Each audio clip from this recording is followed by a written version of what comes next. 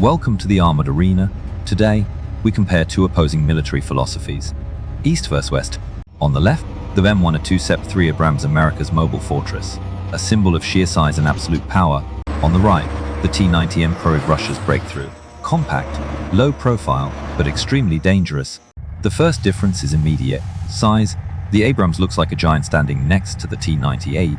The Abrams stands 2.4 meters tall and nearly 10 meters long, a massive target, but it offers a spacious interior for a four-man crew.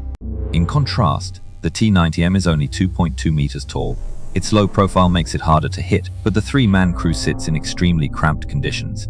Weighing in, the Abrams is a 66.8-ton beast, exceeding 70 tons fully combat loaded.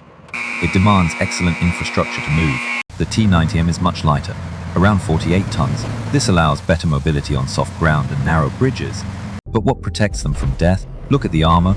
The Abrams uses next-gen Chobham composite armor, reinforced with ultra-hard depleted uranium mesh. This armor is designed to shatter kinetic penetrators, making the Abrams one of the toughest tanks in the world. The T-90M takes a different approach. It relies not just on base armor, but is covered in relic explosive reactive armor bricks.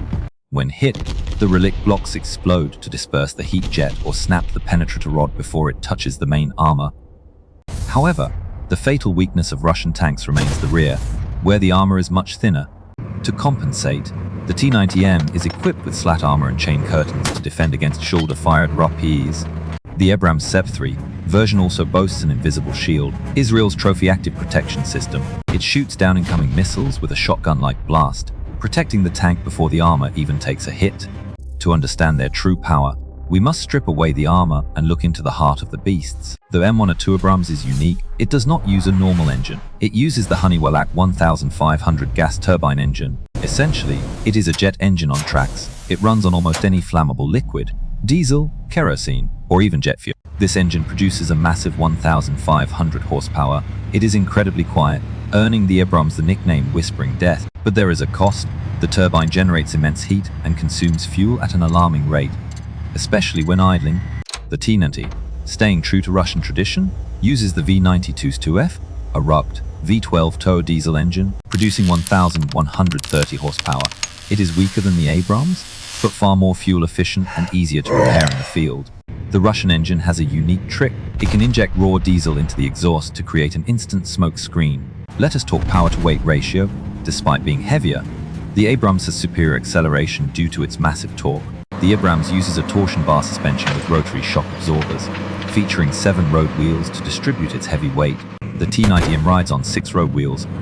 Its suspension is stiffer, making for a rougher ride for the crew on uneven terrain. In a straight-line drag race on a paved road, the Abrams is governed at 67 km/h. Though it can technically go faster, the T-90M pushes to 60 km/h. On paper, they are close, but the Abrams feels much more agile and responsive. However, the Abrams turbine has a critical weakness: dust. It requires massive air filters that must be cleaned constantly. If the filters clog in a desert storm, the mighty turbine can suffocate and stall. The T-90's diesel is more forgiving in grit. The verdict: the Abrams is a high-performance sprinter, while the T-90M is a rugged marathon runner. Firepower is useless if you cannot see the enemy. We now enter the nerve centers of these machines. The cockpits. Inside the M1A2 SEPv3, the environment is digital. The commander and gunner are surrounded by high-resolution LED screens. It feels less like a tank and more like a fighter jet cockpit. The glass cockpit design reduces crew fatigue significantly. Inside the T-90, the space is claustrophobic. While modernized, it is still a dense mix of analog switches and new digital displays. The crown jewel of the Abrams is the 3rd-generation FLIR thermal imaging system. It turns night into day. This sensor allows the Abrams to identify targets at extreme ranges, seeing heat signatures through smoke, fog, and camouflage. The T-90M encounters with the Sosna U multi-channel sight and the new MBT sight for the commander. While a massive improvement over older Russian tanks, the T-90M reports suggest the resolution lags slightly behind the latest Western optics. Both tanks feature hunter-killer capability. The commander searches for a target, locks it, and passes it to the gunner to destroy. The M1A2 excels in network warfare. Its Blue Force tracker shows the location of every friendly unit on a digital map in real time. This prevents friendly fire and allows the Abrams to call in artillery or airstrikes instantly. It fights as part of a system.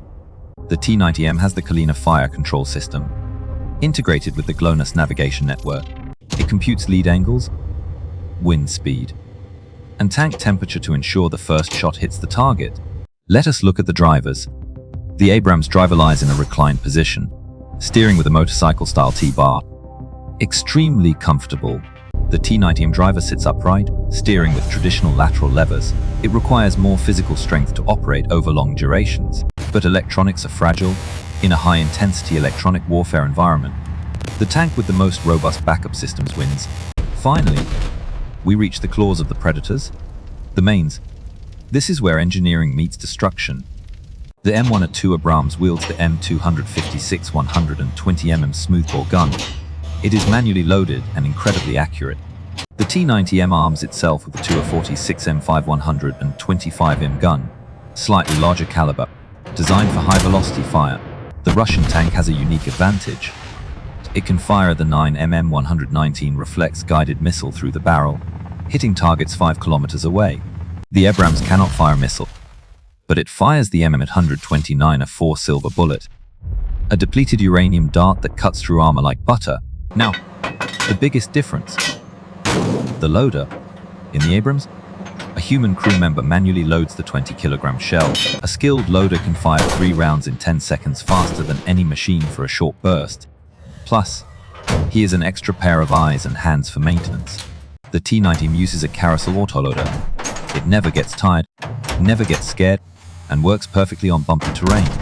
However, this convenience is a death trap. The ammunition sits inside the hull, right beneath the crew's feet. If the T-90M's hull is penetrated, the ammo cooks off, causing a catastrophic explosion that tosses the turret into the sky. The Abrams stores ammo in a separate compartment behind the turret, protected by armored blast doors. If hit, the blow-up panels on the roof give way, venting the explosion upward, saving the crew's lives. For urban combat, both tanks now sport remote weapon stations.